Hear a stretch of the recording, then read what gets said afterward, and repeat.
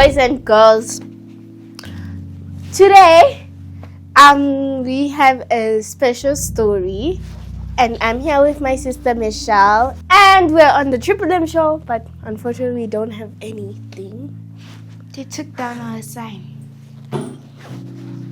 Either way, yeah, we're doing the story of Samson.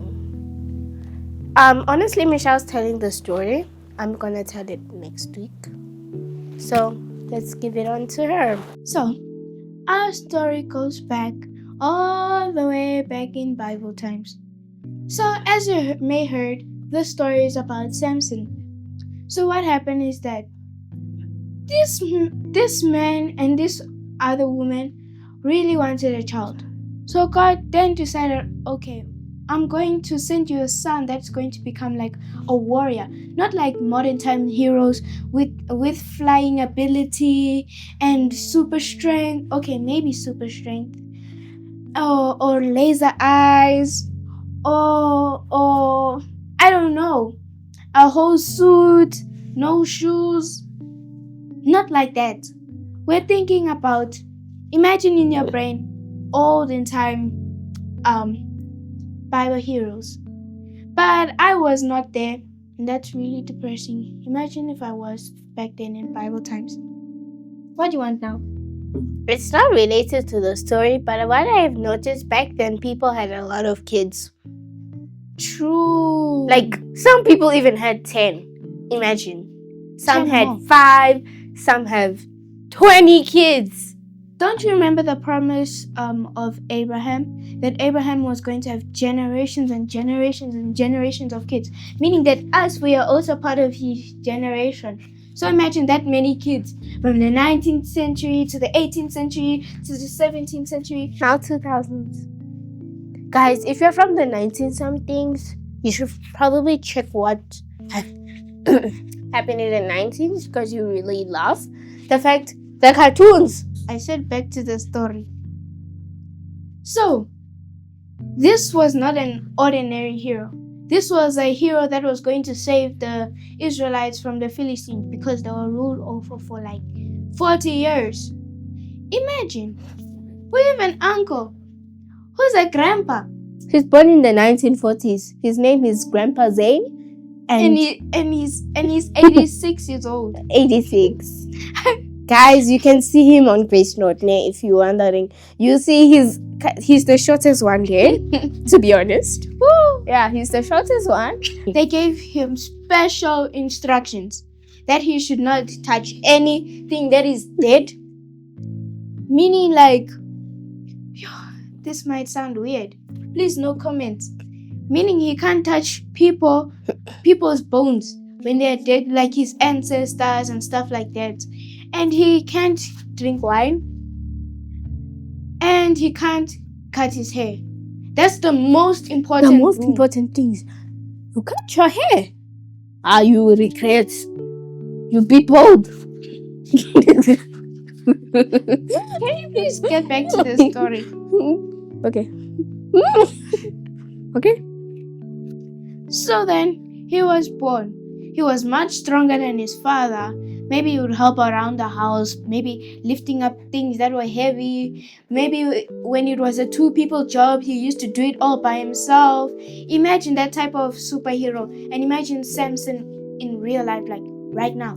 So then, it came a day where he was just walking. Then he saw a Philistine woman. Then he's like, Daddy, I want to marry this woman.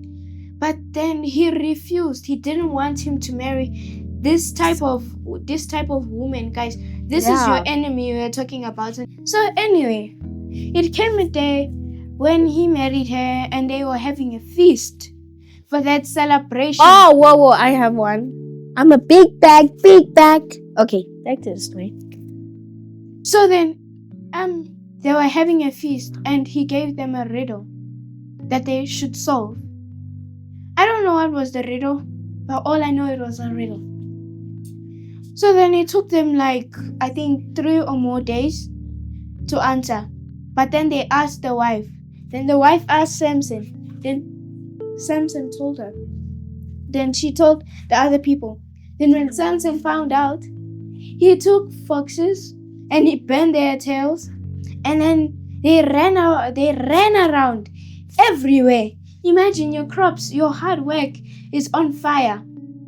Imagine him walking out in like slow motion, like in an action movie or something like that. And everything is burning behind him. So, and also, he killed. Yeah, this is it. He killed. He killed. The people of Israel killed his wife and her family. There we go. So what happened next was that after the retaliation of Samson, people were sent to kill him. Or should I say, his fellow people betrayed him. They turned him in and they tied him up with new ropes. Imagine those ropes that they use on the ship. So then when he got there, the Philistines started running at him. And you know how many were they? 3,000 men. 3,000 for just one person. One person. Come on, guys, you can't be serious. I thought they would take like 2-3 men, but 3,000 men. And out of that, he killed 1,000 of them. Imagine if you and I were wrapped up in new rope, we couldn't break through it. But Samson, how? How is that possible? He's just going pee, and then he takes a fresh new bone and he kills all of them. And by the way, that bone was from a donkey. I think, to be exact, it was a donkey's jawbone. So then, after that, the other 2,000 men fled. Imagine all of that. And I wonder, what happened to the donkey? The Bible does not record what happens to the donkey. It just says that he found a donkey pole. Amazing. We'll find out next week what happens next. Stay tuned and always stay positive. Bye, guys. Ciao.